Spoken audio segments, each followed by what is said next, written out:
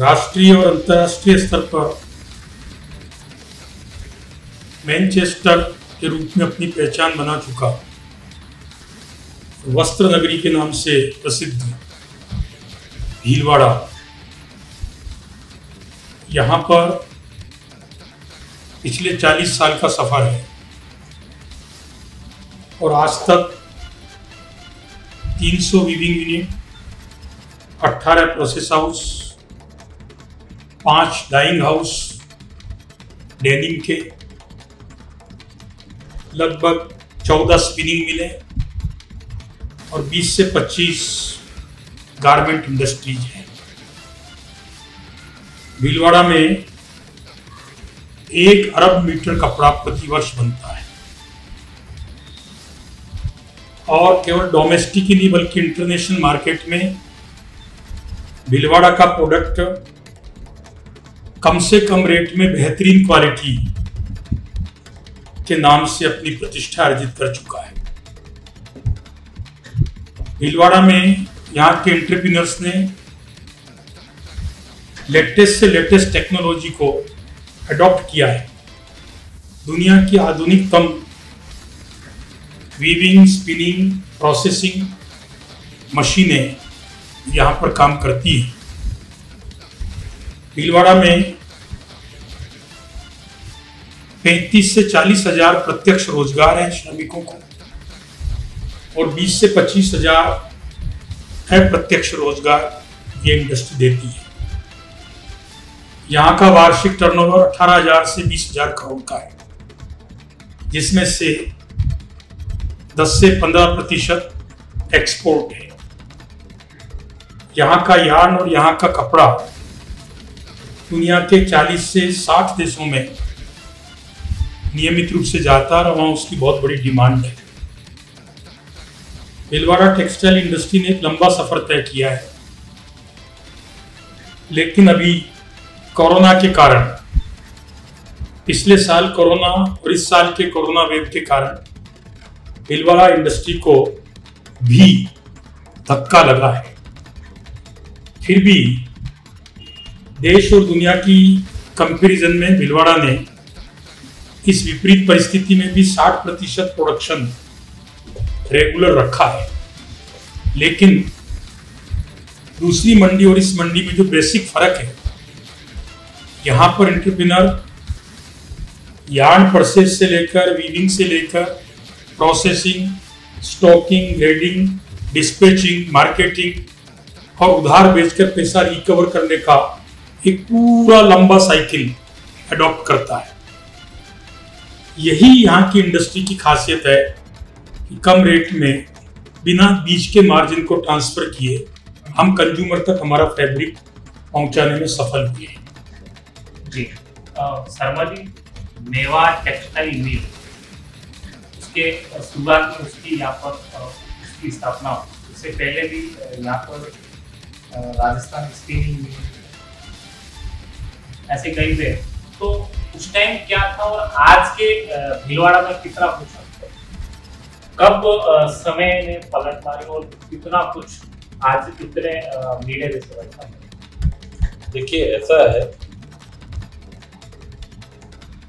भीलवाड़ा क्योंकि Manchester of India के नाम से जग प्रसिद्ध हो चुका है, यहाँ की जो शुरुआत हुई थी, जो आज जिस रूप में भीलवाड़ा है, वो 1976 में यहाँ पर अनऑर्गेनाइज सेक्टर में वीविंग और प्रोसेसिंग का कार्य शुरू हुआ। शुरुआत में भीलवाड़ा ने शूटिंग्स के अंदर 3 लाख मीटर के आसपास अपने प्रोडक्शन से शुरुआत करी। समय अनुकाल यहाँ की शूटिंग्स पूरे देश के अंदर दिखने लग गई। 1992 में जिस समय बॉम्बे में बम ब्लास्ट हुआ, वो यहाँ के लिए टर्निंग पॉइंट साबित हुआ था। और वास्तविक तौर पर अगर देखा जाए तो 1999 में माननीय अटल बिहारी वाजपेयी जी भारत के प्रधानमंत्री थे। उनकी एक बड़ी दूरदृष्टि थी कि देश का टेक्सटाइल उद्योग जब तक आगे नहीं बढ़ सकता जब तक यहाँ की टेक्नोलॉजी आगे नहीं आएगी, दुनिया की लेटेस्ट टेक्नोलॉजी भारत में कार्य नहीं करेगी। तो 1999 में तत्कालीन सरकार ने टफ्स योजना, एक महत्वाकांक्षी योजना जिसने कि पूरे इंडिया के टेक्सटाइल सीनियर को चेंज किया, टफ्स योजना की शुरुआत करी। उस टफ्स योजना की शुरुआत का भीलवाड़ा के उत्पादकों ने, यहाँ के उद्यमियों ने अधिकतम लाभ उठाया और दुनिया की विभिन्न क्षेत्रों में, चाहे वो प्रोसेसिंग का क्षेत्र हो, स्पिनिंग का क्षेत्र हो, वीविंग का क्षेत्र हो, टेक्नोलॉजी अपग्रेडेशन स्कीम को यहाँ पर अपनाया और दुनिया की लेटेस्ट टेक्नोलॉजी यहाँ पर आयातित होने लगी। तो ये जो मील का पत्थर हमारे लिए जो साबित हुई वो टफ योजना थी। जैसे आपने बताया मुंबई बम ब्लास्ट हुआ, उसके बाद में कितनी इकाइयां यहाँ पे 2005-06 के बाद? 1992 में दो बातें हुई थी। एक तो भारत ने अंतरराष्ट्रीय व्यापार समझौते के ऊपर पहल करी थी, जिसमें 1993 में 170 देशों के बीच में जो एक संधि हुई थी, उसके ऊपर जो तत्कालीन जो उस समय के जो प्रधानमंत्री थे उन्होंने, वित्त मंत्री थे मनमोहन सिंह जी, इन्होंने उसके ऊपर हस्ताक्षर किए और उस हस्ताक्षर का प्रयोजन ये था कि 2005 में दुनिया का सारा विश्व का व्यापार ओपन होगा और चीन एक ऐसा भारत को प्रतिस्पर्धा देने के लिए ऐसा राष्ट्र समक्ष खड़ा हुआ था जिसका कि कपड़ा पूरी दुनिया में बड़ी निम्न लागत के ऊपर बड़े क्वांटिटी के साथ चाइना मार्केट को कैप्चर करने की तरफ बढ़ रहा था। उस प्रतिस्पर्धा से बचने के लिए हमारी सरकार ने 1999 में जो निर्णय लिया टफ टेक्नोलॉजी कि हमको जब तक एक क्वांटम में, एक क्वांटिटी के रूप में हम प्रोडक्शन में नहीं आएंगे और जब अंतरराष्ट्रीय स्तर के ऊपर हमें व्यापार करना है या प्रोडक्शन को अपने को प्रतिस्पर्धा में देना है, तो दो बातें एक साथ लागू होती हैं। एक तो हमारे पास क्वांटिटी लंबी हो, दूसरी हमारे पास क्वालिटी हो। क्वालिटी जब तक हमें नहीं मिल सकती जब तक हमारे पास मशीनरी लेटेस्ट पैटर्न की नहीं हो। आज हम ये कह सकते हैं कि भीलवाड़ा के अंदर, पर्टिकुलर वीविंग के अंदर, दुनिया की आधुनिक से आधुनिकतम मशीनें यहाँ पर कार्य कर रही हैं। उसी के हिसाब से आज हम कॉटन प्रति माह 1 करोड़ मीटर कपड़ा हम कॉटन का बेचने लग गए हैं, जो भीलवाड़ा के लिए बिल्कुल एक अलग फील्ड है। डेनिम हम लगभग 2 करोड़ मीटर प्रति माह के ऊपर हम आ चुके हैं। उसके पीछे हमारा बेस ये है कि हमारे पास दुनिया की विश्व की आधुनिकतम मशीनों के ऊपर हम कार्य कर रहे हैं। कितने करोड़ रुपए का टर्नओवर होगा प्रति वर्ष भीलवाड़ा एक्सपोर्ट और डोमेस्टिक? देखिए, यहाँ का एक्सपोर्ट का जो है, एक्सपोर्ट लगभग 90 लाख से 1 करोड़ मीटर के आसपास का अभी यहाँ पे चल रहा है। अभी जैसा आपने बताया कि हमारा जो वार्षिक टर्नओवर है 18,000 से 20,000 करोड़ प्रति वर्ष का हमारा यहाँ का टर्नओवर है। और इसमें एक्सपोर्ट यहाँ पे अभी 15% कपड़ा यहाँ से एक्सपोर्ट होता है, फैब्रिक के तौर पर मैं बात कर रहा हूँ। स्पिनिंग बिल्कुल एक डिफरेंट पार्ट है। स्पिनिंग यूनिट्स हमारे यहाँ की एक एक्स्ट्रा ऑर्डिनरी वर्किंग पर है एक्सपोर्ट के अंदर। मैं जो आपसे जो चर्चा कर रहा हूँ वो फैब्रिक से के बारे में बात कर रहा हूँ। रामेश्वर जी, कितने लेबर यहाँ प्रत्यक्ष अप्रत्यक्ष टेक्सटाइल उद्योग? अभी भीलवाड़ा की बात करें आज तो मिनिमम 40,000 लेबर पर डे प्रत्यक्ष जुड़े हुए हैं और अप्रत्यक्ष 25,000 लेबर पर डे जुड़ी हुई है। उसके हिसाब से 65,000 के आसपास लेबर डेली वर्किंग में करती है। और इसमें जो लेबर है राजस्थान की कितनी है और बाहर की कितनी है? यदि राजस्थान और बाहर की बात करें आउट ऑफ राजस्थान की तो हम 50% इसको मानिए। 50% लेबर हमारी खुद भीलवाड़ा डिस्ट्रिक्ट की तैयार हो गई है और 50% लेबर राजस्थान से बाहर की, जिसकी यूपी और बिहार की बात करते हैं, वो लोग यहाँ पे है। पर चूंकि वो लोगों ने अपनी फैमिलियाँ यहाँ बसा ली, अपने मकान यहाँ ले लिए, तो अब ऐसा यदि अपन इसको सही डिसीजन लें तो आज 75% लेबर यहाँ की मानी जाएगी और 25% लेबर बाहर की मानी जाएगी। दामोदर जी, आपने बताया कि मशीनरी हम लोग तो अच्छी से अच्छी मशीनरी यूज कर रहे हैं, बाहर की मशीनरी यूज कर रहे हैं, अच्छा प्रोडक्शन दे रहे हैं, तो स्किल लेबर की तकलीफ नहीं है। मैंने बोला यहाँ का 40 साल की हिस्ट्री है। यहाँ स्किल लेबर आती है, हेल्पर ऑयलमैन से काम शुरू करती है, एक्सपीरियंस बेस्ड वो स्किल्ड होते हैं। तो अब हमको कोई स्किल लेबर की बहुत बड़ी प्रॉब्लम महसूस नहीं होती है, लेकिन टेक्निकली सर्टिफाइड स्किल्ड हों उस लेबर की कमी जरूर महसूस होती है। उसके लिए स्किल इंडिया या स्किल की जो योजनाएं सरकार की हैं उसके तहत यहाँ काम होना चाहिए।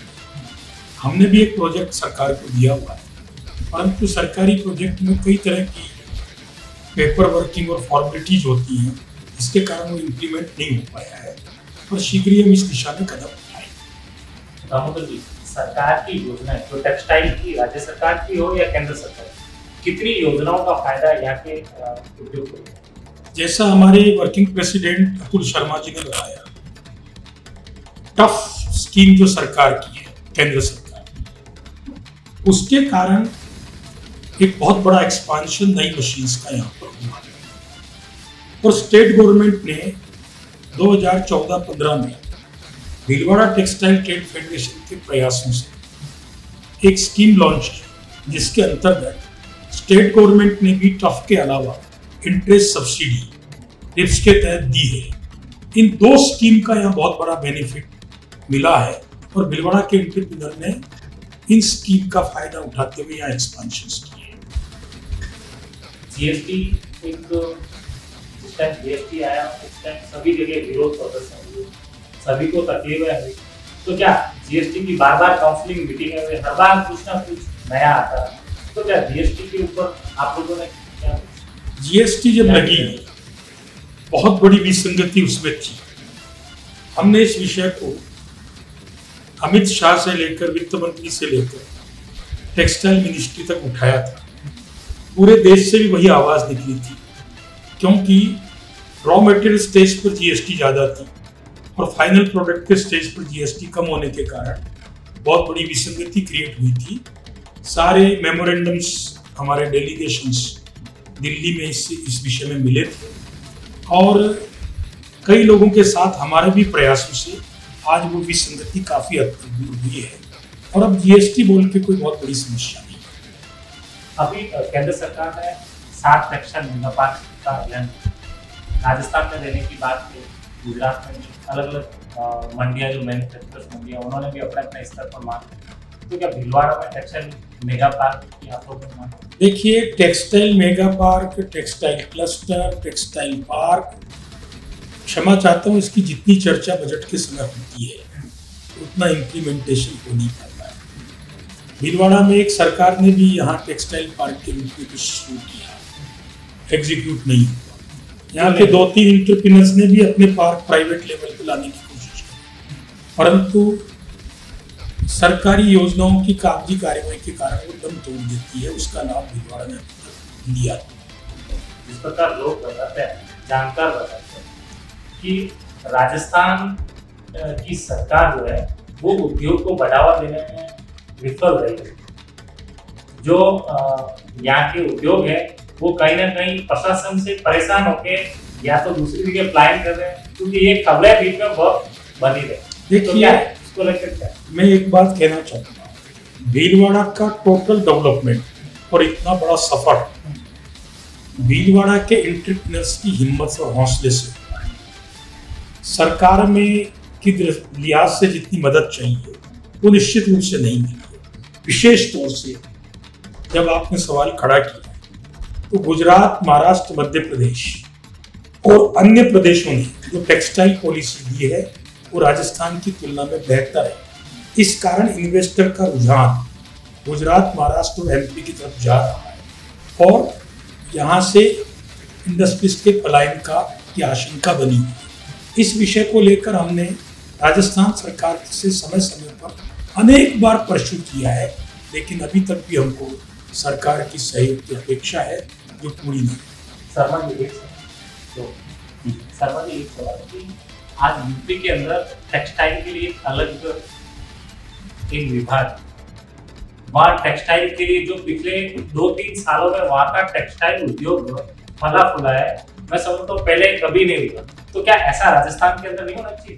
देखिए, मैं आपको बहुत ही संक्षिप्त में बात बताना चाहूँगा।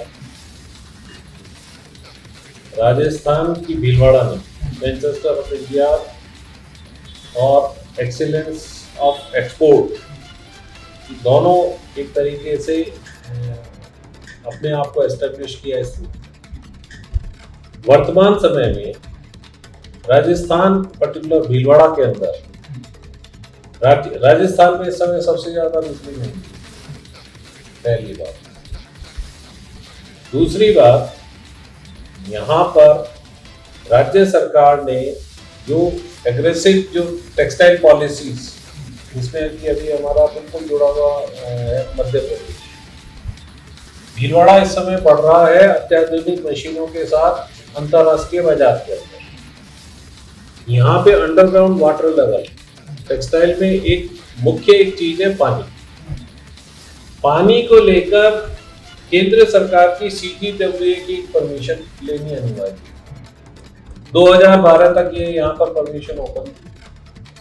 2012 तक अंडरग्राउंड वाटर लेने के लिए केंद्र सरकार ने इसके ऊपर सख्ती कर दी, राजस्थान भी उसकी चपेट में आ गया। 2012 के बाद यहाँ पर सर्वे होते हैं अंडरग्राउंड वाटर बोर्ड के, लेकिन उन सर्वे को तहसील स्तर के ऊपर या ब्लॉक लेवल के ऊपर किए जाने चाहिए। आज उसके बाद यहाँ पर जिस तरीके से पानी या चंबल का पानी यहाँ भीलवाड़ा में आ गया, बारिश ईश्वर की कृपा से यहाँ पर काफी हुई है, अंडरग्राउंड वाटर लेवल के यहाँ पे काफी रिसोर्सेज बढ़ गए। आज जो डेनिम का जो हब अहमदाबाद के बाद, आज अहमदाबाद मेरे हिसाब से लगभग 5 करोड़ मीटर डेनिम का उत्पादक है, और हम लोग, जैसा भी मैंने आपको बोला, हम लोग 2 करोड़ मीटर प्रति माह यहाँ डेनिम का उत्पादन कर रहे हैं। लेकिन अगर ये पानी यहाँ अंडरग्राउंड वाटर, जो कि एक मिनिमम हमको पानी की आवश्यकता है जिस प्रोडक्ट के लिए, जिस कॉटन प्रोसेसिंग के लिए हमें बहुत ही मिनिमम पानी की आवश्यकता है, अगर उसका राज्य सरकार अगर त्वरित गति से निर्णय ले ले तो इस क्षेत्र में डेफिनेटली भीलवाड़ा बहुत तेजी के साथ, जबकि बाकी इंफ्रास्ट्रक्चर हमारा यहाँ पे पूरी तरीके से तैयार है। जल संसाधन मंत्री ने भी आपको आश्वासन तो दिया था, तो देखिए उन्होंने अभी माननीय गजेंद्र सिंह जी अभी यहीं आए थे, पिछले हफ्ते में यहीं पे थे। इस विषय में हमारे कुछ साथियों ने, कुछ संगठनों ने उनसे व्यक्तिगत तौर पर इस चर्चा करी। निश्चित तौर पर इसका हल केंद्र सरकार की तरफ से कोई ना कोई इसका हल निश्चित तौर पर आएगा, लेकिन ये प्रश्न ये आता है कि इस समय राज्य सरकार के त्वरित निर्णय होने आवश्यक है। मैं आपको एक छोटा सा एग्जांपल दे रहा हूँ। हमारा जुड़े हुआ राज्य मध्य प्रदेश, अभी हमारे यहाँ के 1-2 बड़े उत्पादकों ने वहां पर जगह लेकर अपने डेनिम प्लांट के ऊपर वहां पर अपना कार्य प्रारंभ कर दिया।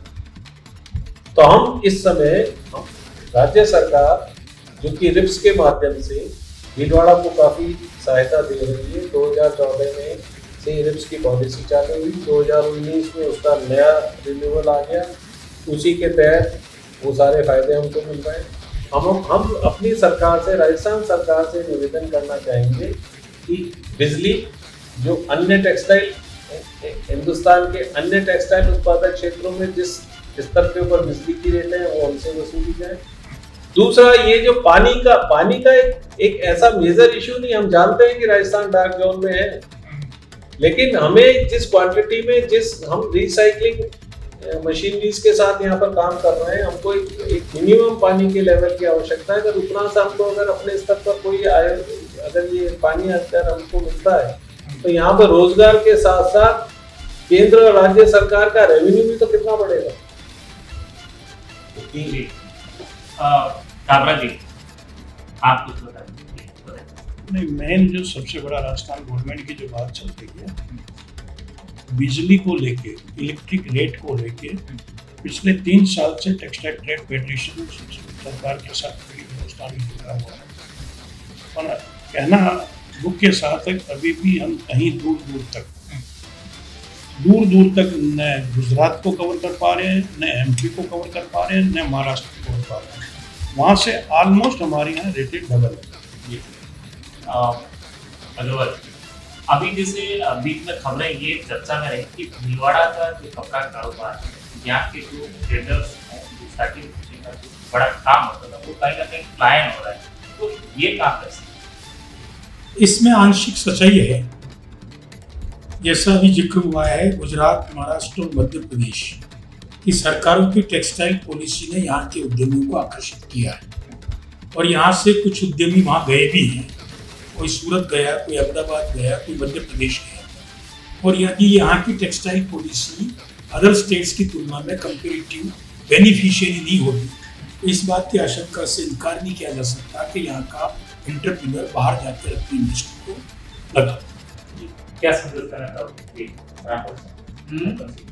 क्या संदेश देना चाहोगे यहाँ के उद्योग को लेकर? भीलवाड़ा का जो टेक्सटाइल का उद्योग स्तर 3 है। एक उद्यमों की हिम्मत, दूसरा स्थानीय आवश्यकता की पूर्ति, तीसरा सरकार का सहयोग। तीनों में हमारे उद्यमी तो बड़े उद्यमी के रूप में एंटरप्राइजेस जिसको कहते हैं एंटरप्रेन्योर हैं। साथ ही हम सरकार से अपेक्षा करते हैं जो सकारात्मक स्थिति है उसमें कैसे पहल बढ़ाएं। हम जो प्रेजेंटेशन देते हैं कि यहाँ की जो दिक्कत है उसको आप कैसे आप सरलता से उसको निर्वहन कर लें। जब तक वो नहीं होगा, जैसे आज आप चौथा स्तंभ में कितनी सकारात्मक रूप से बात उठाएं और ये उस लेवल तक जो यहाँ का जो प्रशासनिक ढांचा है उनमें यदि पकड़ के साथ में वो ऊपर तक जाए, व्यापारी क्यों जाएगा छोड़ के यहाँ से। ये स्थिति है, चाहे ये टेक्सटाइल की पॉलिसी को लेकर हो, टैक्सेशन से लेकर हो, चाहे फाइनेंस से लेकर, ये सारी जगह स्थिर है। ऐसा ही फिर भी हमारा निरंतर कुछ प्रगति के ऊपर प्रगति कर रहा है। पर क्षमा करें कि जब हम कोई बात संगठन के तौर पर तो कहते हैं कि ये कुछ इसमें बिंदुवाद जैसे विद्युत का बात है, यहाँ से बहुत बढ़िया बात करके जाता है और बाद में वहां से फिर बढ़ के आ जाता है, उद्यमी हताश होता है। ये नहीं होना चाहिए, इसके ऊपर कुछ व्यवस्था होनी चाहिए। क्या कांग्रेस सरकार को हमारे चैनल के माध्यम से हम आपके चैनल के माध्यम से विशेष तौर से राज्य सरकार से अनुरोध करना चाहेंगे कि यदि वो भीलवाड़ा टेक्सटाइल सेक्टर में ग्रोथ देखना चाहते हैं तो सबसे पहले यहाँ की बिजली की दरों को अन्य टेक्सटाइल हब्स की तुलना में कंपेरेटिव करके और हमारी जो कॉस्ट है उसको रीजनेबल करें। नंबर 2 जो इन्होंने बात कही है, अंडरग्राउंड वाटर की जो उपयोग की परमिशन है, अब स्थितियां भीलवाड़ा की बहुत बदल गई है। यहाँ का वाटर लेवल बहुत रिच हो गया है और फिर भी यदि किसी ब्लॉक विशेष में यदि पानी का लेवल कम है वहां परमिशन ना दें। अब तो जितनी टेक्नोलॉजी आ रही है डाइंग हाउसेज के अंदर उसमें 0 डिस्चार्ज है, बहुत अधिक पानी की जरूरत भी नहीं है। तो हमको अंडरग्राउंड वाटर की परमिशन वापस मिले और बिजली की दरें कम हो। यदि 2 बात यहाँ पर होती हैं यहाँ का उद्योग बहुत तेज गति से आगे बढ़ सकता है। परंतु मैं इस समय एक बात और भीलवाड़ा टेक्सटाइल ट्रेड फेडरेशन के संदर्भ में कहना चाहता हूँ कि ये संस्था शीर्ष संस्था है और हमारे यहाँ आर्बिट्रेशन पंच निर्णय में हमारी भूमिका बहुत महत्वपूर्ण है, क्योंकि इस फेडरेशन में स्पिनिंग, वीविंग, प्रोसेसिंग के साथ साथ ट्रेडर्स और मैन्युफैक्चरर्स और सब प्रकार के लोग, इवन दो एजेंट्स और यार्न सप्लायर्स, सारे लोग हमारे मेंबर हैं। तो उनके जो आपसी विवाद कभी कभी होते हैं वो जब हमारे पास यहाँ आते हैं तो वीकली हमारी जो जूरी है 3 सदस्यों की वो यहाँ बैठती है और यदि हमारे पास 100 केस आते हैं तो हमारी सक्सेस रेट अबव 98%। हम व्यापारियों की 2-3 बार में काउंसलिंग करा के आपस में रजामंदी करा के उनके विवाद को निपटा देते हैं और इस प्रकार से आर्बिट्रेशन में टेक्सटाइल ट्रेड फेडरेशन की भूमिका बहुत उल्लेखनीय है।